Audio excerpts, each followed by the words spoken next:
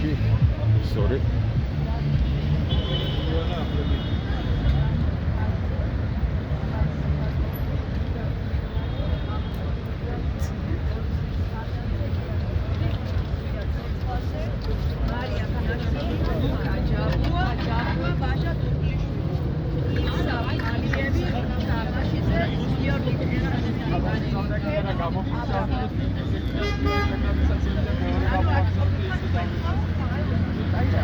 Გაცრავად.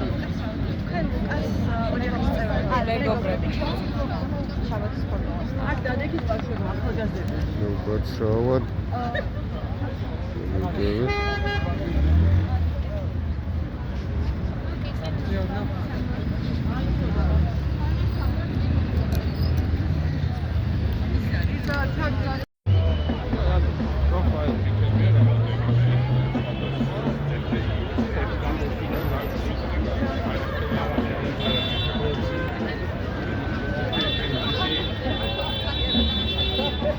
ეხლა კაი მომენტია გადაღების ფოტოსიც. გაჩვენეთ და წინ მოვიდეთ თქვი ჩვენი მეგობრები.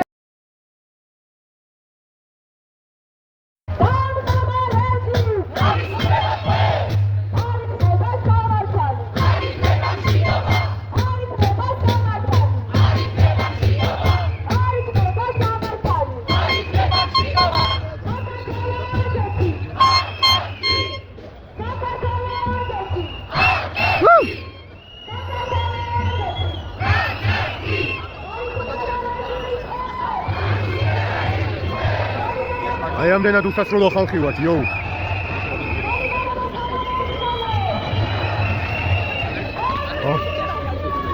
ცხიმოლი გარკიოს.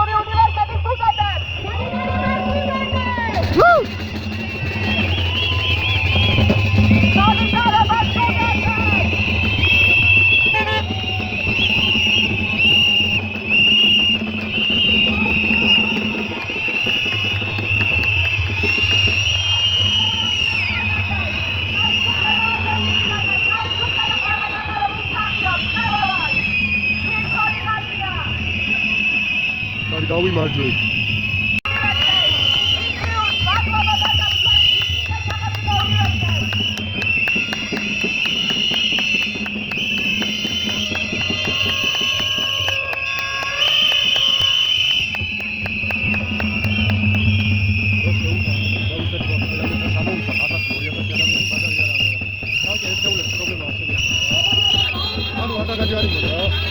გასაგებია, მაგრამ კიდევ არ მოსულა. შენთვის პროგრამა. მე პირიქით გამიხარდება მასე.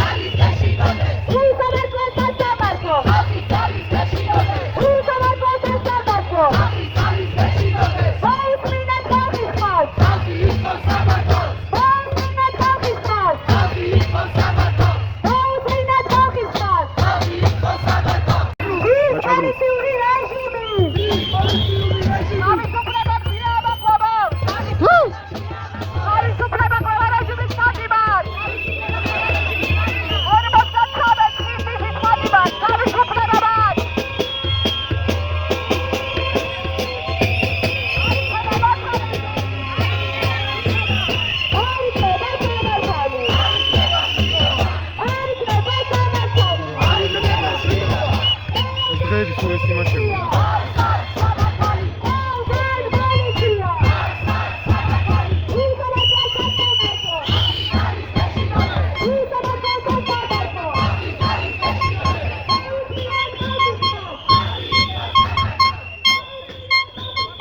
უერთდებით რუსთაველს.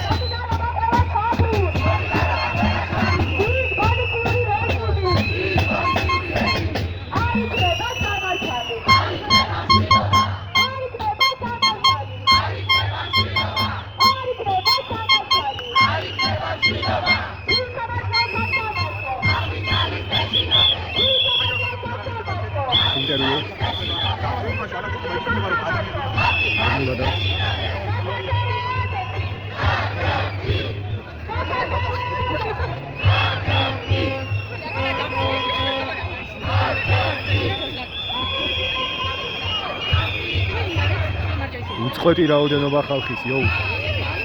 ეს ვარ საქართველო.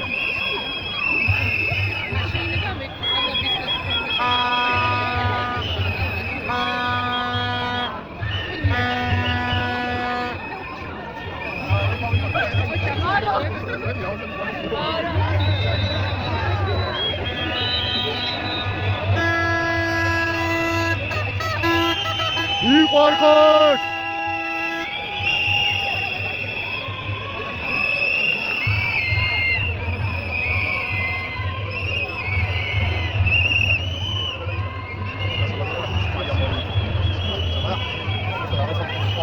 ოღონდ გადაკეტილი კი არა, უკვე გადავსებულია ბოლომდე, იო. ოლიგარქია.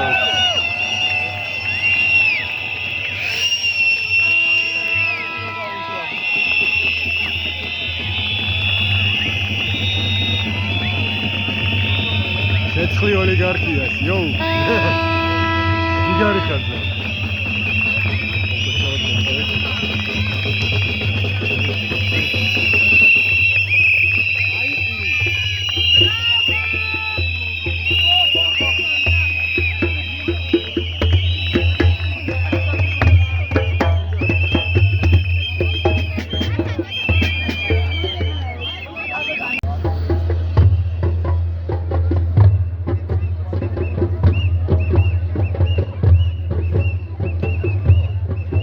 აი თავისუფლების მოედნიდან გვერდდება მარში კიდევ.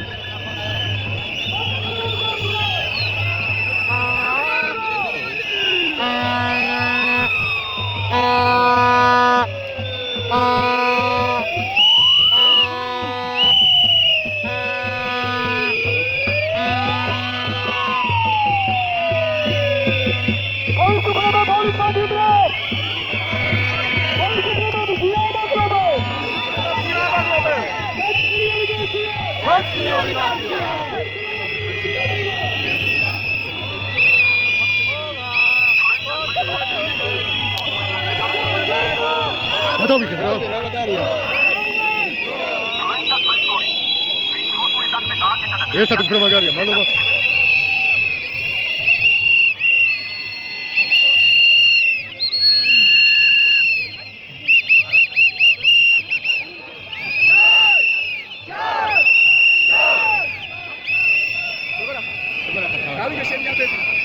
დიდი მადლობა, დიდი მადლობა. მადლობა.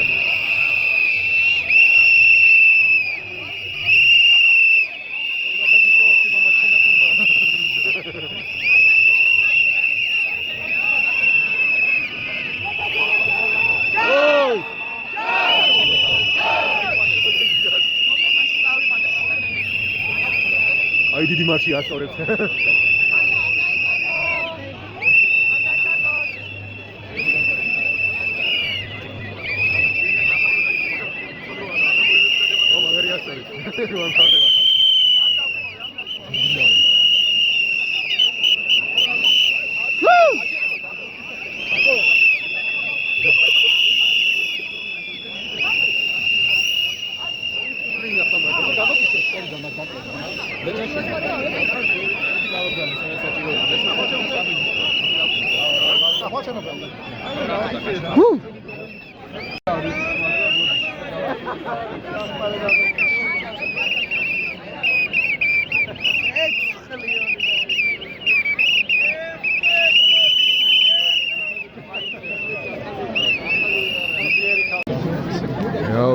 მყავს ცუდათო კიბოს ჭირსა და არა მარტო იმიტომ რომ დედის მხრიდან ემასქანი გავიზარდე საერთოდ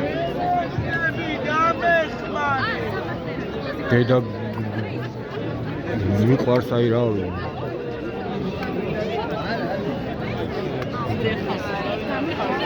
უსაუცრესად რა ხო და როგორც საკუთარი სხვა მის დედებსაც კარგი არა ანუ ნანუკასთან მოგიწევს მაინც მე გადავიხარ შენ არ ხო გავიგე ხო ანუ თუ გადაცემაში მოხდები მაინც აი ხო და მოკლედ ვიღაცა ცუდად არის ალბათ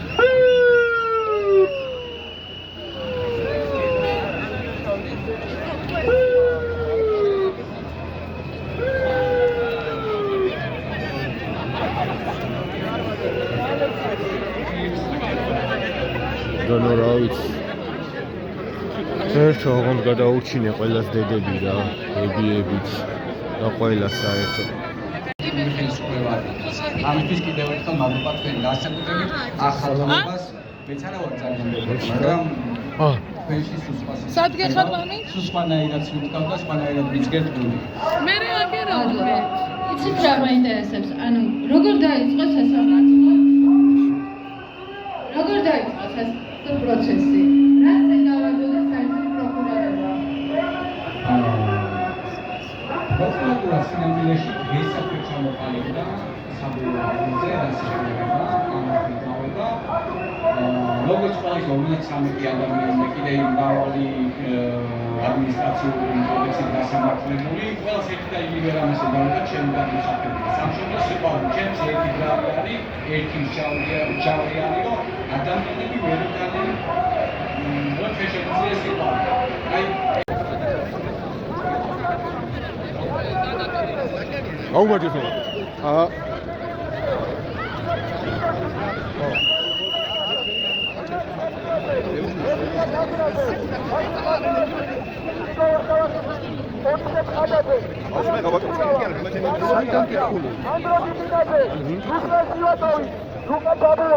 გიორგი ტერაშვილი, ლევან კიკნაძე, ირაკლი ქერაშვილი, სერგეი ხუკარჩუკი, ვალერი ბედრაშვილი, დავით ხომერიკი, რაშა ცხაიძე, მამუკა ჯორბენაძე, გურამ მიქელაძე, დავით ქუიანიძე, გიორგი დავითაძე, ანირი კაკაბაძე, გიორგი ახობაძე, მიკა კაცია, ანტონ ჩეჩინი, დედო აბრამოვი, 59 პოლიტიკური პატიმარი ყავს.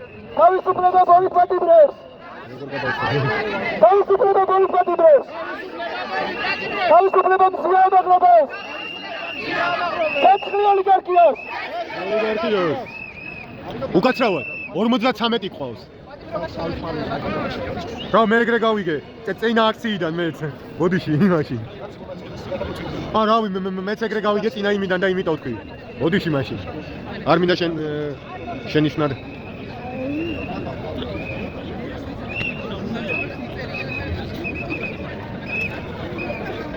კარგად ეს არის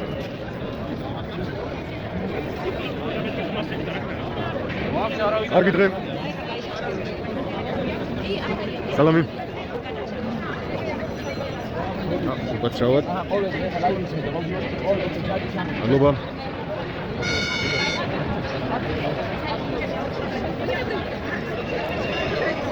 აუ მაის ანაწიან დატოვე რა ზან მაღლა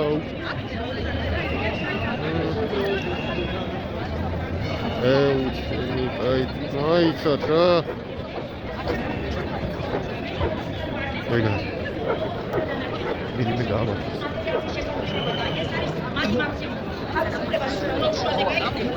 აიცა გადავიდე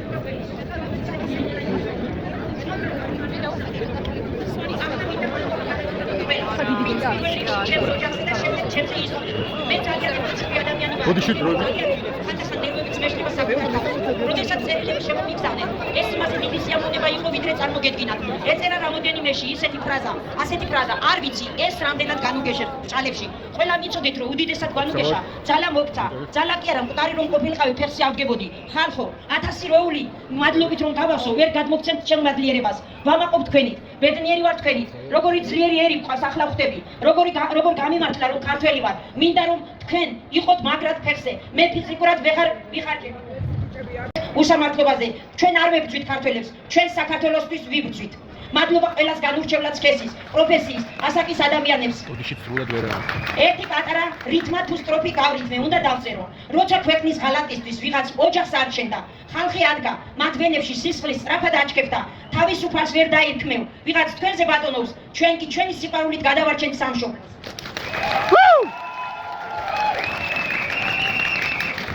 ბიჭებო, გმირებო, თანა მებრძოლნო და თანა მემამულენო, წარმოვიდგენთ რამხელა რა ძალის დიქტატურას აშინებს ჩვენი უბრალო ახალგაზრდა. მუხლები უკან კალებთ და შიშის ზარს ცემს ჩვენი არსებობა. გარე სამყაროსი ეშინიათ, არ მივიმალოთ, როდესაც დასამალად საქმე თავად აქვს. ეშინიათ არ დავაშინოთ მოწმეები, რომლებიც მხოლოდ მათ სიზმრებში არსებობენ.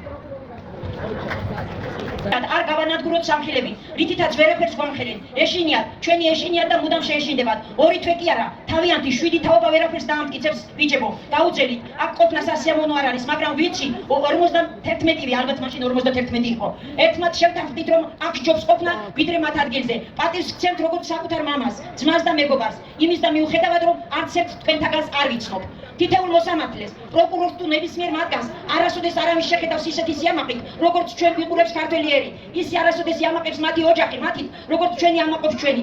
არასოდეს ეძინებათ ისეთ კბილად, როგორც ჩვენ დავიძინებთ და არასოდეს ექნებათ ის თავისუფლება და სინდისის სუფთა, როგორც ჩვენ გვაქვს. მე მათს აღარ გავბრაზდები. პირიქით, სასაცილოები არიან. ხალხს ვთხოვ, თავი გააკონტროლოს. მაქსიმალურად მათ ზუსტად ის უნდათ გაბრაზდეთ და შეცდომები დაუშვათ. გაიღიმეთ, ჩვენ გიყურებთ, ჩვენც გავიღიმებთ და დასცინეთ კლოუნებს, რომლებსაც თავი პროფესიონალები გონიათ და ნახევარი ცხოვრება, გალეულები, 20 წლის ბიჭებს თვალსაც კი ვერ უსწორებენ. შხდომაზე თავჩაქინრულების ზიან და დაწერილ ტექსტს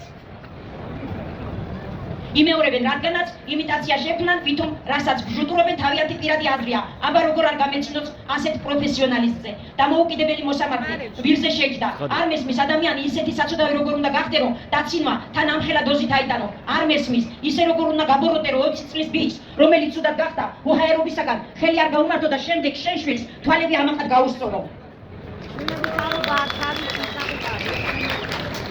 მეგობრებია, დანაშაულში სისხლის სამართალი. ამბობენ, რომ 20-25 წლის ბიჭებმა ჯგუფურად მოვახდინეთ თავდასხმა სამართალდამცავებზე, რომელთა იმედიც უნდა გქონდეს იდეაში, რომ თქვა ესწროლეთ მათ. კიდევ კარგი, ამათ 5-6 წლის მე არ ვნახევარ, იმდენ თვას ვისროდი, ციხეს დამაშენებდნენ თავზე.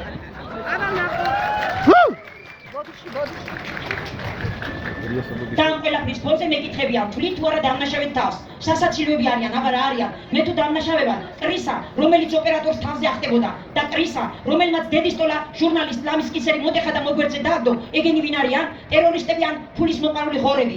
მსგავს ქმედებას მკვლელებიც კი აჩადიან. მე მხოლოდ იმაში ვარ დამნაშავე 12 წლის ასაკში. ჩემმა მოქნეურმა ჯოხმა შემთხვევით პეპელა მოკლა და ეს დღესაც მახსოვს. მე დამნაშავე მხოლოდ იმ უმწევნ წერის სიკვდილში ვარ. თუ ჩვენი ისტორია გესა შეიცვლის, მაშინ ადამიანები დაკარგავენ ყველაზე ადამიანურ თვისებებს და მათივე შეუმჩნევლად უსულო საგნებად იქცნებიან. 1984 წელი ჯორჯ ორეული, დიდი სიყვარულით და პატივისცემით სრულად საქართველოს ინტერესებისათვის მებრძოლ ქართველებს. თორნიკე გოშაძე, მოგესალმება.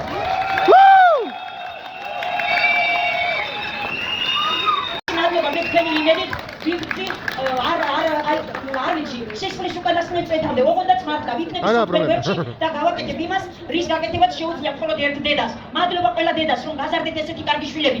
მე ალბათ შევიძინე უამრავი კარგი მეგობარი თქვენი სახით, ჩვენმა შვილებმა შეიძინეს მეგობრები და თქვენ ყველა ხართ ჩვენი ოჯახის წევრები. უღრმესი მადლობა, მიყვართ აი გულით და სულით ჩემო გულიანო ქართველებო.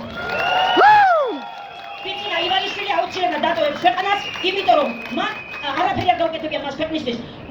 ვეუბნებოდ თავი პარლამენტის ყველა წევრს, რადგანაც ისინი არიან ჩვეულებრივი მონები, ალბათ უკვე ეშინიათ, იმიტომ რომ კაცი რომელიც მართავს ქვეყანას, ეს არის მკვლელი ადამიანი. ამიტომ მათ ეშინიათ, ისინი ახალგაზრდები არიან, ეშინიათ რომ აუცილებლად ალბათ მოკლავს, ის გასცემს განკარგულებას სადღაც ბუნკერიდან, სადღაც კლდეში შემანული და აკეთებიეს სუდს ამ ახალგაზრდებს. ხანდახან პოლიციელებიც კი მეწოდებიან, იმიტომ რომ მე არ ვიცი ის პოლიციელები ასე როგორ არიან სუყელანი გაველურებულები, რომ ამ ახალგაზრდებს რას არ უკეთებენ, ქვებით ცხვირს ამტევენ, ხელში უჭირავს დრეზინის ხელჯოხები და არინდობენ ქართველებს. აი ამ მოედანზე ერთხელ რუსის ჯარმა ჩვენი ახალგაზრდობა დაჭერა ნიჩბებით და მეორე ბიძინა ივანიშვილის რეჟიმმა ქართველ ახალგაზრდებს სისხლი დააყრევინა რუსთაველის გამზირზე და ის არის ყველაზე დიდი დიქტატორი. მე არ მახსოვს ისტორიაში საქართველოში ყოფილიყოს ისეთი ცუდი მმართველი, როგორიც არის ბიძინა ივანიშვილი და ერთი არაცდეს, რაც მე მას ერთმა დედამ ჩემი შვილის ციხეში გამოკეთებისთვის უსურვო. სულ ყველაფერი ისე აუსრულდეს, რაც დამშვიდებულ გულზე ღამე როცა დავიცინებ და გადავიხედავ ჩემი შვილს არწინავს თავის საწყოში, რაც მე მისთვის გავიფიქრო. არა მარტო თქვენ. იმას რასაც ვამბობ. მთელი საქართველო. ზუსტად. აი ესე ვიტყვი, 41 კუბო გაეტანოს თავისი საგვარეულოდან. მაგარია. 41 არასოდეს არ დავიწყდება ბიძინა ივანიშვილს. დაიფას 41 ოცნება და იოცნებოს მერე, როგორ გადარჩებიან მისი შთამომავლები. მადლობა ყურადღებისთვის. ვაუ, მაგარია. ეთხი, ნავთის. ასეთი ნავთის. რეალობაა დღევანდელ დღეს. შემდეგი ჩვენი რესპონდენტი იქნება ნუცა ერემიანი, ანი კვარაცხელიას ცოლი.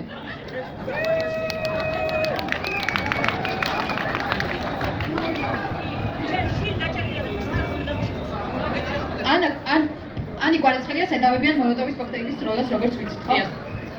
რომ მოგუყეთ, სანამ პროცესები დაიწყებოდა, როგორი ადამიანი იყო, როგორი მოქალაქე იყო ის? აქტიურობდა თუ არა, დადიოდა თუ არა აქციებზე?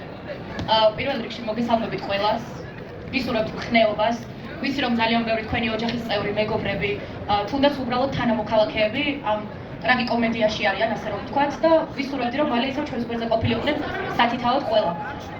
ამრი იყო ძალიან აპოლიტიკური ადამიანი, მისთვის პოლიტიკა საერთოდ არ არსებობდა, არც იღებდა მონაწილეობას სხვადასხვა აქციებში, მხოლოდ მაშინ გამოდიოდა გარეთ, როცა ჩვენი თანატოლები უყურებდა რომ ჩვენს თანატოლებს უბრალოდ უსწორდებოდნენ, ან ცემდნენ, ან მათზე რაღაც უხეში ძალადობის ფორმებს იყენებდნენ.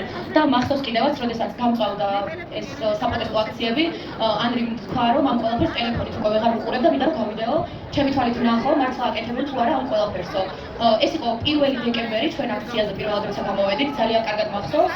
და ჩვენ ვიდექით აი ზუსტად პარლამენტის ჩამოსახვევთან და ვუყურებდით როგორ აბიჯებდნენ სახეზე წიხლებს რობოკოპები, როგორ უსწორდებოდა პოლიცია ჩვენს თანამოქალაქეებს და ჩვენს თანატოლებს და ჩვენი ერთადერთი მიზანი რაც იყო იმ მომენტში და გაფიქრება რომ თუნდაც ორი ადამიანი როცა ვიდგებოდით ან ჩვენთან ერთად დადიოდა კიდევ ანდრის დაც სამი ადამიანიც უკვე ბევრს ნიშნავს და მოდი მათ გვერდზე გავჩერდეთ. ეს იყო ჩვენი მთავარი მიზეზი, რის გამოც ჩვენს თანატოლებს არ ვტოვებდით ხოლმე. ანდრის ედავებიან პოლიციელზე განზრახ თავდასხმა და სიცოცხლის ხელყოფას, მოლოტოვის კოქტეილის როლას, ედავებიან ვიდეოთი, სადაც ანდრი საერთოდ არ ფიგურირებს, რთულია იდენტიფიცირება, რადგან არ ჩანს არც სახის მოყვანილობა, არც რაიმე ისეთი დამახასიათებელი, რომ მაგალითად თქვა, რომ კი ეს ნამდვილად ანდრი შეიძლება იყოს.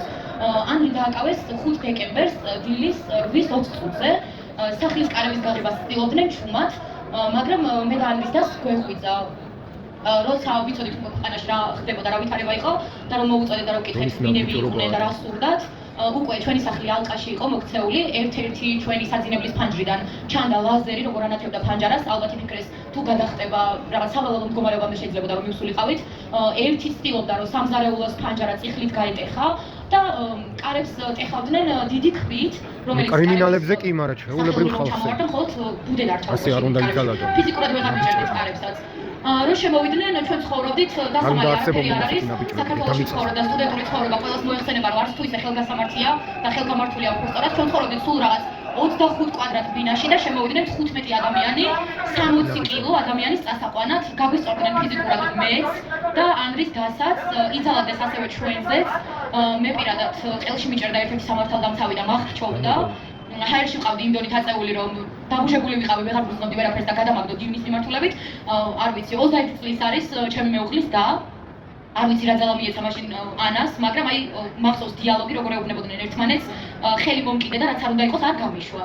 ეს იყო მათი დიალოგი მთელი 10 წუთის განმავლობაში ამ ჯაჯგურში.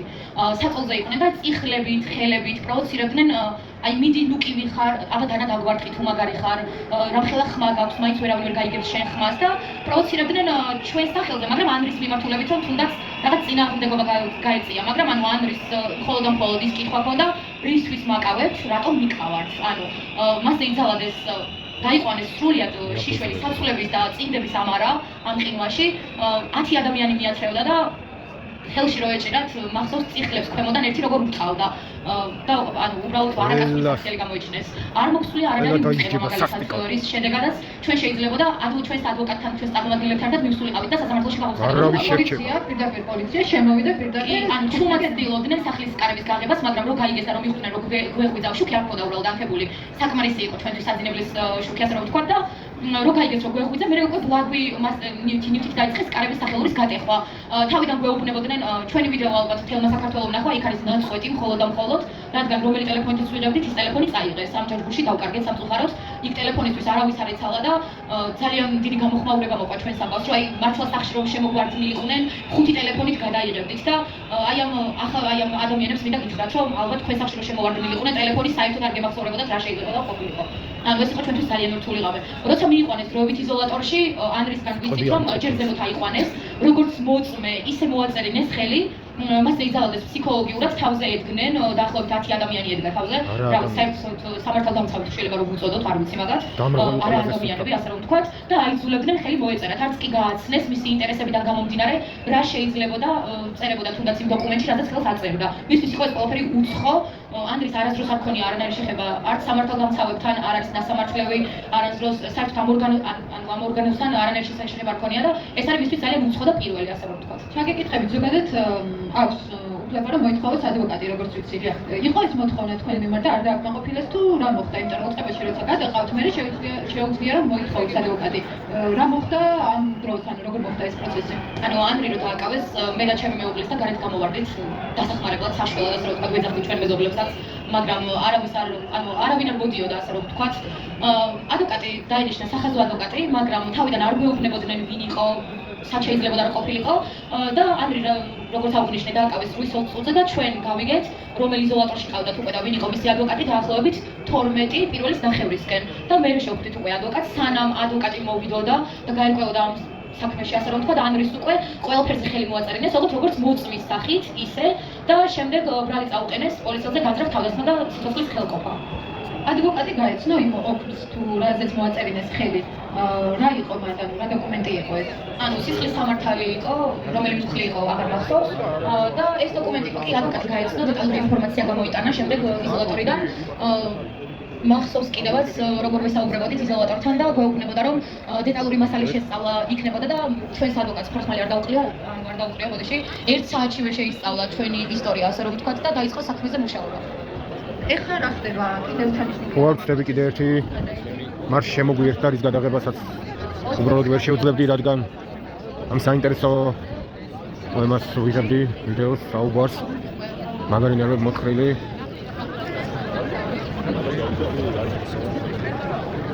და მე მგონი კიდე ერთი შემოგვიერთდება მალე. შეიძლება გაერთიან და რამოდენიმე, მაგდენიც არ ვიცი სულ. და კონკრეტულად 7 თუ 8 უნდა ყოფილიყო. რაცა ვინ აიფარის ვერთ? ორია. იქთან ხარ ეს მაქვს უკვე? ის ფოტო არ მაქვს. მადლობა. სალამი. ორია.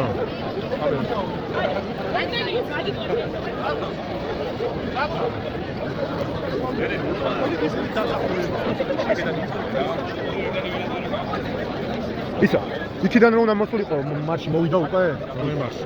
არ ვიცი რომელი, ერთი იქიდან მოვიდა და მაგის მერე იქიდან უნდა მოსულიყო კიდე ერთი. არ ვიცი, რომლებიც იმასთან იყვნენ რა ქვია, მდინარე სადღაც. არ ვიცი. არ ვიცი.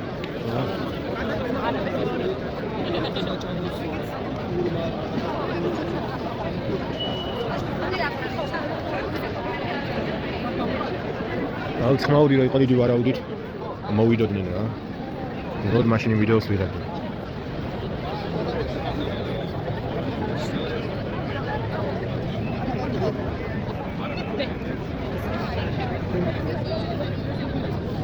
მაგათ მიყარხ. კი, ჩაგე. კარგი დღე.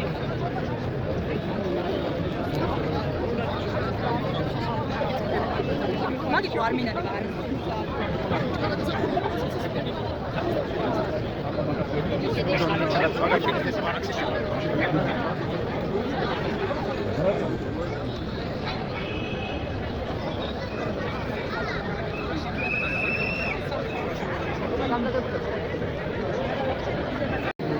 აი ჭადრაკს თამაშობთ, ჭკვიანი ხალხი ვართ.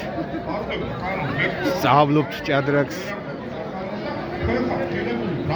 კარგი დღე.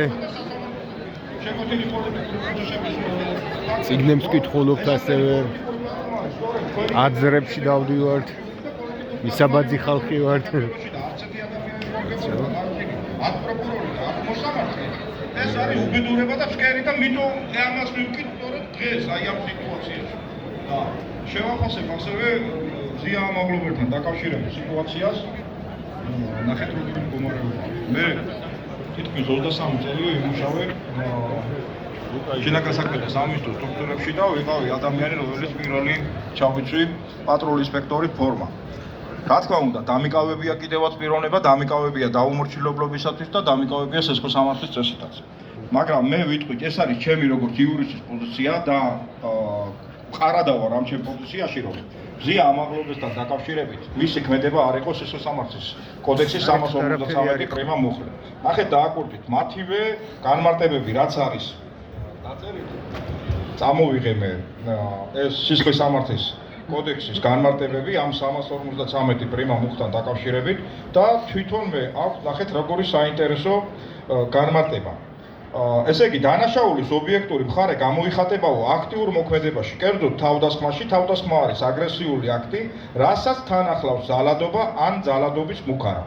ეხლა ბოლო აბზაცში რო გადავიდეთ, აქ უწერია რომ აღსანიშნავია რომ ამ კატეგორიის საქმეებზე უნდა გაირკვეს ხელისუფლების წარმომადგენელთა მოქმედება დაკისრებული სამსახურებრივი მოვალეობის შესრულებისას იყო თუ არა მარცომიერი, თუ კი დადგიდება მათი მხრიდან უკანონობის ფაქტი, მაშინ ამოქმედავრის სესხო სამართლის კოდექსის სხვა მუხლებით უნდა შეფასდეს და ამავე განმარტებაში წერია რომ მიზანი, მოტივი, რა მიზანი და მოტივი ამოძრავებდა თავდასხმებს ეს უნდა იქნეს შეფასებული. ხალხო დააკვირდით რა მდგომარეობა არის. თავდასხმა უნდა იყოს იმდენად ჩემი აზრია ეს როგორც იურისტის, უნდა იყოს პოლიციელზე რეალური, ის უნდა უქმნიდეს მის სიცოცხლესა და ჯანმრთელობას სააშკარა საფრთხეს, ან უნდა იყოს ასეთი საფრთხის განმახორციელებელი ქმედება. ხო, ეს არ არის დროში დათქმული, ხო? შეიძლება გარკვეული პერიოდი გავიდეს და მაშინ შემდგომ დაესხა თავს, შემდგომ განახორციელოს მანქანასთან დაკავშირებით, მაგრამ ჩვენ ნახეთ რა იყო რა მოქმედება შეასრულა მან. ხო? მან ის წევს მოულოდნელად ამ პოლიციის თანამშრომელს და ეგრეთვე სუბუქად სახეში ჩემი შეფასება არის იქნებს ხელს მისი მიმართავად. ჩვენ ვიცით ქართულ ტრადიციებში სილაკი რასთან დაკავშირებით გამოიყო. ეს იყო ან შეურაცხყოფაზე პასუხი, ან გარკვეული შეურაცხყოფელი ქმედება. დააკვირდით როგორ გიწერიათ ადმინისტრაციულ სამართალდარღვევათა კოდექსის 173 მუხლის განმარტება რა არის. პოლიციელის სიტყვიერი შეურაცხყოფა ან სხვა შეურაცხყოფელი ქმედება. ჩემი ღმაწმენით და ჩემი როგორც იურისტის შეფასებაა, რომ ეს ქმედება იყო ადმინისტრაციულ სამართალდარღვევათა კოდექსის 173 მუხლის და სხვა შეურაცხყოფელი ქმედება, ვინაიდან ხალხო სისხლის სამართლის კოდექსში გვაქვს მე-7 მუხლი, რომლის მეორე ნაწილი არის ასეთი მსგავსად განმარტებული, რომ ქმედება შეიძლება თავისი ხასიათით გავდეს დანაშაულს, მაგრამ მისი მცირე მნიშვნელობის გამო არ გამოუწვევია სისხლის სამართლის კოდექსით გათვალისწინებული ქმედების გამოყენების საფუძველი. და ამ შემთხვევაში დიახ, სწორედ აი ამ მიდგომოდა, იქნებოდა ბრალდების ხარე, ასევე უნდა ეხელმძღვანელა სისხლის სამართლის საპროცესო კოდექსი, სისხლის სამართლის პროცესის, სისხლის სამართლის პოლიტიკის სახელმძღვანელო პრინციპებიდან გამომდინარე და მისთვის ამ შემთხვევაში გამომდინარე, ერთადერთი რაც შეიძლებოდა უნდა გამოეყენებინა მხოლოდ და მხოლოდ ადმინისტრაციული კანონმდებლობით ადმინისტრაციულ სამართალო კოდექსის 173 მუხლით გათვალისწინებული პასუხისგებლობა. მადლობა ასეთი ვრცელი და კარგი განმარტებისთვის. როგორ ფიქრობ, აი ახლა ადვოკატების მხრიდანაც ალბათ ძალიან ძნელია დაცვა მათი, იმიტომ რომ ფაქტობრივად წაშლილია ყველაფერი. რა უნდა მოიმოქმედოს ადამიანმა ამ შემთხვევაში? რა უნდა გააკეთოს? არსებობს თუ არა რაიმე საერთაშორისო ორგანიზაციები, რომლებთანაც შეიძლება მივიდეთ მაგალითად და ასე ვთქვათ, რამე ვითხოვოთ? ნახეთ, ეცეთ როგორ მდგომარეობაა. მე ვიცავდი სწორედ გიორგი კუხალეიშვილს, ერთ-ერთ ეროვნული მოძრაობის ერთ-ერთ წევრს, რომელმაც ქართველთა ერთობის სახელით მონაწილეობდა არჩევნებში. ხმახცნისა ხმაერისა თუ ზუსტად მახსოვს აღნიშნული ორგანიზაციის ლიდერი ხუთიშვილის მამა, ქართველი პატრიოტი, რომელიც დღენია და გიძახოდა, რომ პოლიციელი გმირია, სხვას არაფერს არ ამბობდა, უბრალოდ მოუწოდებდა მათ, რომ ხალხო ვიყოთ ერთად და ნუ იქნებით თქვენივე მოსახლეობისა და თქვენივე ხალხის ჯალათები. მეც ის არაფერი არ ამბობ. ის დააკავეს 2024 წლის 11 დეკემბერს 00 საათსა და 31 წუთზე დააკავა ძველი თბილისის განყოფილების თანამშრომლებმა დავით გიორგაშვილმა და შალვა მეგულაშვილმა, არ შეგვხვევა ამის თქმა და მას აუყენეს ბრალი, რომ თითქოს სიტყვიერი შეურაცხყოფა მიაყენა, არაერთი შეაგინა დედა და თან რატო, რომ პირადობის მოწმობა მომთხოვეთო და ამაზე გახდა აგრესიული და მოკლედ შედა ამის შემდეგ დააკავეს. ახლა იმდენად ყალბი იყო მტკიცებულებების საქმეში, რომ ნახეთ მოსამართლემ ლელა მილდენბერგენმა რა გააკეთა. გაზარდა მტკიცებულებათა წრე, ანუ პოლიციელმა, რომელმაც შეადგინა ადმინისტრაციული სამართალდარღვევის ოქმი, ის გაიყვანა მოწმის კატეგორიაში. და წარმომადგენელი გაიყვანა ნახეთ, როდესაც წლები გაკავშირებს ხალხთან ერთად, როდესაც ეს მეწყვილის განმარტება იცი რა არის? მისი სუნთქვაც რო გესმის, ოჯახის წევრზე რომ მეტყვა, რა თქმა უნდა ის ჩემი ოჯახის წევრიდან. მე ერთ რამეს ვიტყვი ხალხო, რომ პოლიციის მუნდირი არასოდეს არავის საკუთრება არ ყოფილა. ჩვენ ფიცი მივეცით საქართველოს და არა რომელიმე პოლიტიკურ რეჟიმს და უნდა გვიცოდეთ, რომ ჩვენ ქვეყანა გვიყურებს და ჩვენ ზურგზე არის ჩვენი შვილების მომავალი. დავიცავთ სამართალს, ვიქნებით დაცული და თუ ჩვენ დღესა სამართალი არ დავიცავით, დამერწმუნეთ ის უსამართლობის დურემი, როცა ჩვენ ფორმას გავიხდით, ჩვენთანაც მოვა და ჩვენთანაც დაიჩოკებს და ჩვენც ისევე გვაგებინებთ ის უსამართლო ფორმა ჩაცმული ადამიანი შემდგომ პასუხს და დავჭაგრავთ, როგორც ჩვენ შეიძლება დღეს მოქმედებს დაუშვათ უკანონოდ და ვცდილობთ გადავაბიჯოთ ვიღაცის გამო. არავის გამო ხალხო.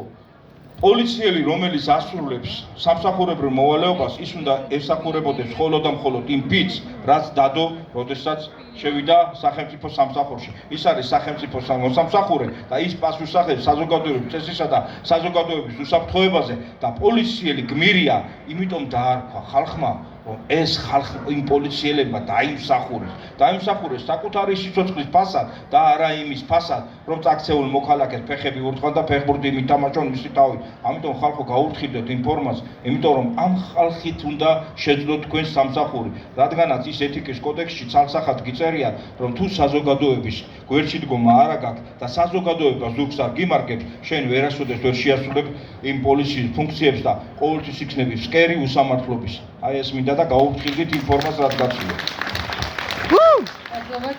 გაიხარეთ. ეს იყო ისაუბრეთ პირდაპირ ეთერი. კიდევ ერთი რესპონდენტი ყავს.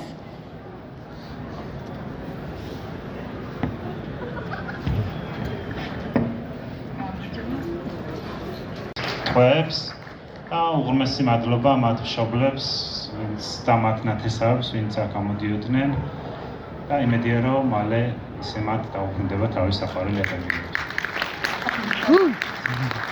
ანუ მაინტერესებს თქვენი დამოკიდებულება, საერთოდ რაც ხდება ქვეყანაში, როგორია. ხედავ პარალელებს მე პირადად, თქვენ თუ ხედავთ ამ პარალელებს, როგორ აღწერდით თქვენ დღევანდელ მდგომარეობას? მტერი არის იგივე. ბრძოლა იგივე არის, ბრძოლა არ დასრულებულა, ხელაშვილის ბრძოლა არის მოსაგები. და რაც დამოვიწყდა, რომ მე თქვა ხვალ 25-ში 6 საათზე ვიკრიბებით ხელაშვილის მოსაგონებლად რესპუბლიკის მოედანზე და იქნებიან გამოსვლელების სიტყვით, როგორც საინტერესო ადამიანი, გავიხსენებთ ხელაშვილის ღვაწლს, ცხოვრებას, შემოქმედებასაც და მერე რესპუბლიკიდან უკვე მსვლელობით ჩამოვალთ პარლამენტთან. და მთავარი პარალელი არის ის, რომ მტერი იგივე არის, ბრძოლის მეთოდები იგივე არის, ისევე ცდილობენ წაშალონ ჩვენ მეხსიერებაში ჩვენი წარსული და ახალი ყალბი ფასეულობები მოგვახვიონ თავს, ისევე როგორც ამუშავებდა კომუნიზმი 100 წლის წინ. მადლობა. ეს იყო ისაუბროს პირდაპირ ეთერი. გამოყვებით Facebook გვერდზე, TikTok-ზე, Instagram-ზე. ის მარში კიდე ერთი რო უნდა მოსულიყო, ისაც მოვიდა თურმე. და ის მარშიც გაუმაზე გადამეღო, გამოუტოვე უფრო სწორად.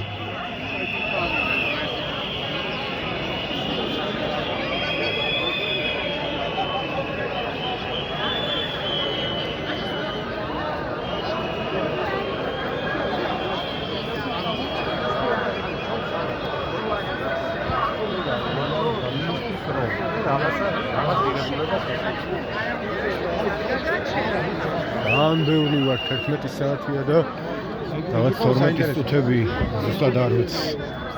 არ მეინახავს დრო.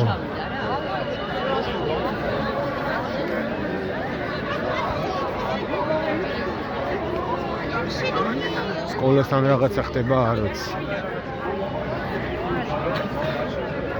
რანუკა ძალიან კაი ადამიანი და კარგი ჟურნალისტი.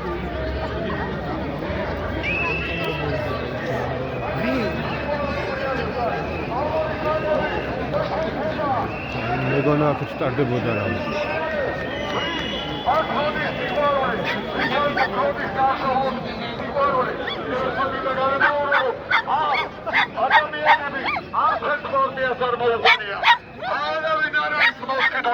აქ მოდის ადამიანი მხოლოდ ერთადერთი მიზნით სამშობლოს სიყვარული. სამართლიან ბრძოლას და ბრძოლას გამარჯვებამდე გაუმარ! ნახეთ, თქვენ გენაცვალეთ, ხელის აწევით, აბა აწევით ხელები დავანახეთ.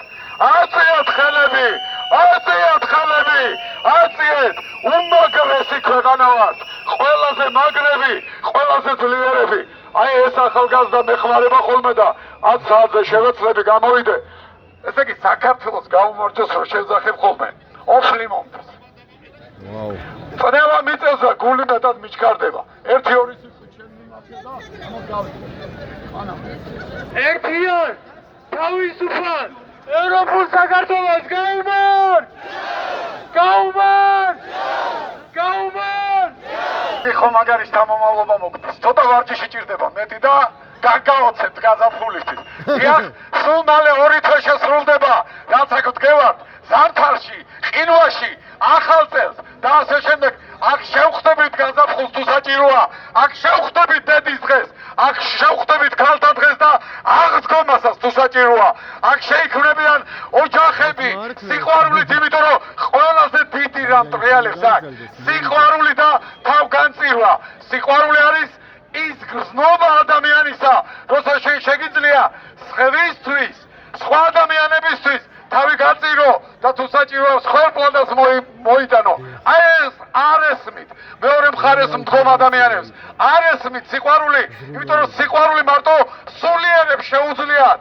თუ მათ საქართველო როგორც ქვეყანა ესმით მხოლოდ დედამიწის ნაგლეჯი, საიდანაც რაც შეიძლება მეტი ფული უნდა იშონონ, რაც შეიძლება მეტი ადამიანი დაჩაგრონ, რაც შეიძლება მეტი ჩაყარონ ციხეებში და ტყვეებან აქციონ, ჩვენ სხვანაირად გვესმის სიყვარული. ჩვენ გვესმის სიყვარული საქართველოს ისე რომ როგორც სულიერის საქართველო არ არის არც ხოდვა მატლის ცავსე დედამიწაზე მხოლოდ ნაგლეჯი, დედამიწის ნაგლეჯი. საქართველო არის ხალხთან ერთად სულიერი, დედამიწის სულიერი ნაწილი, რომელიც მარტო არ არსებობს ხალხის გარეშე. ამიტომ კიდევ ერთხელ მინდა გითხრათ, საქართველო არის თქვენით, საქართველო დღეს ცხოვრობს თქვენით, იმიტომ რომ ყოველთვის იყვნენ საქართველოში გამორჩეული ადამიანები.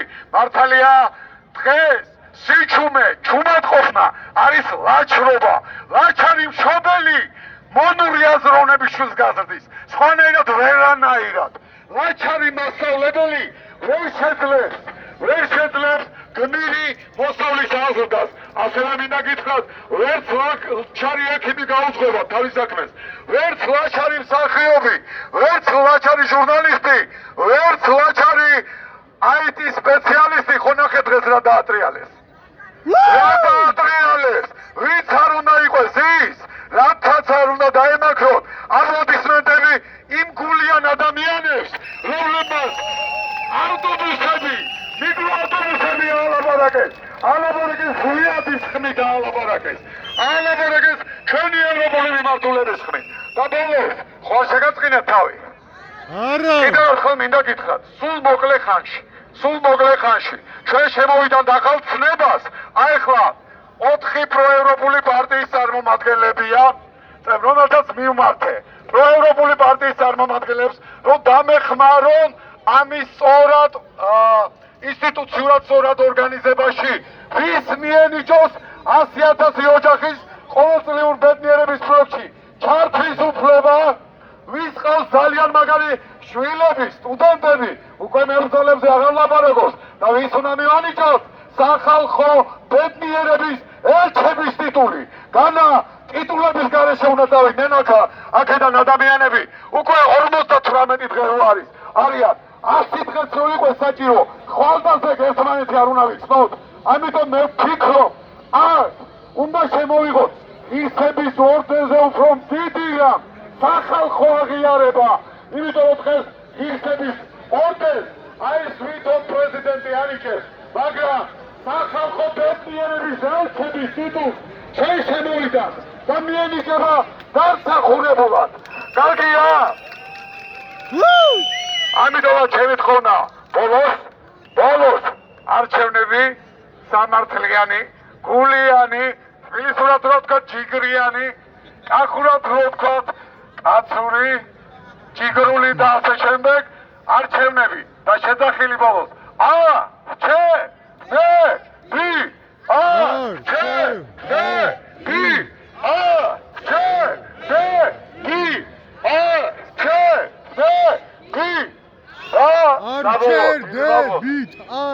დიდი მადლობა რომ ისმენდით, დიდი მადლობა სხვა დროს არ დავაგვიანებ ხოლმე, ცოტა მეგაფონი არ ამოქვს.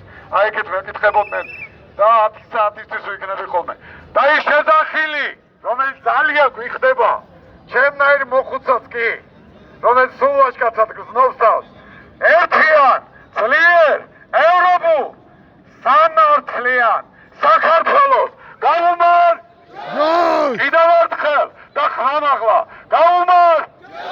ვერ ნაცვალეთ თქვენ გულებს, ვერ ნაცვალეთ საქართველოს, ვერ ნაცვალეთ თქვენ ოჯახებს, იხმაურე საქართველო, იხმაურე, არ გაბედო ჩეშინება, არ გაბედო დადუმება, იხმაურე, ვერ ნაცვალეთ, იხმაურე.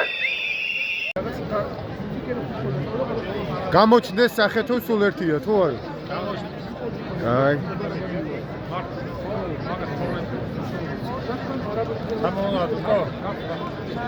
YouTube-ზე. არ გიდრე? მე თვითონ სტრიქაკი და გრაფიკი არტისტი ვარ და იმიტომ ვეკითხები სკოლას.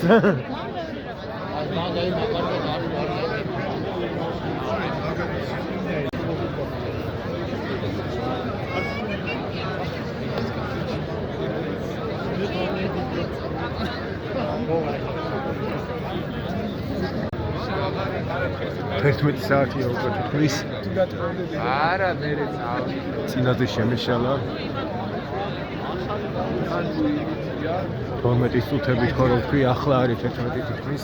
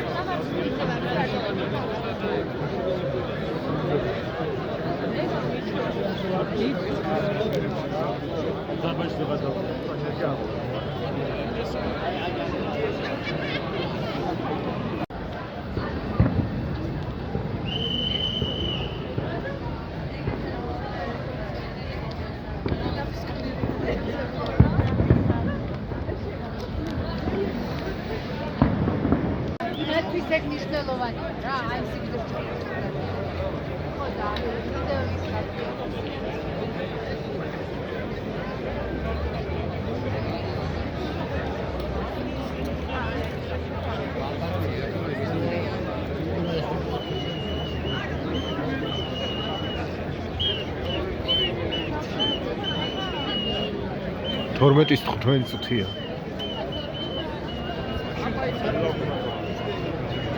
და მე მგონი ის ჯობს ხოლმე რომ ყოველთვის დროს დავხედო და ისე გადავიღო.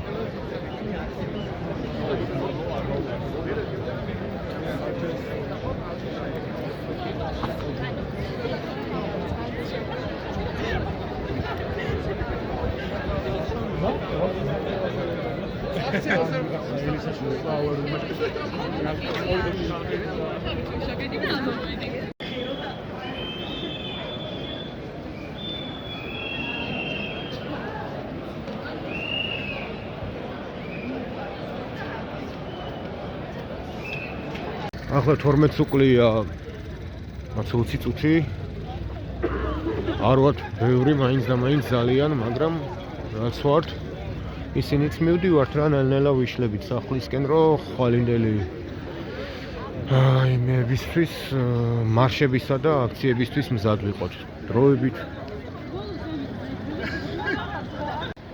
ერთ მოხუც უთხარი და დაგეხმარებით თქო წაღებაში თქონა.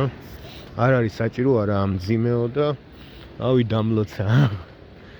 მიხარია ეს ბედნიერება მცირედი. და ასეთი უამრავი ბედნიერება რა. ჩვენკენ დროებით. მე დავფახავე. 20-24 ჯუჯების სტუდიო. Rustam. Fuck the system. Yahoo! Შენ მირთხავ მე ვდგავარ ვიბძ. შენ გუდავ მე ვდგავარ ვიბძ. შენ მესვრი მე ვდგავარ ვიბძ. ვდგავარ. დავანგრიოთ სისტემები თავისუფლებს გვინდა რა. საღებავი კედლები და გამოფენა ქუჩაში.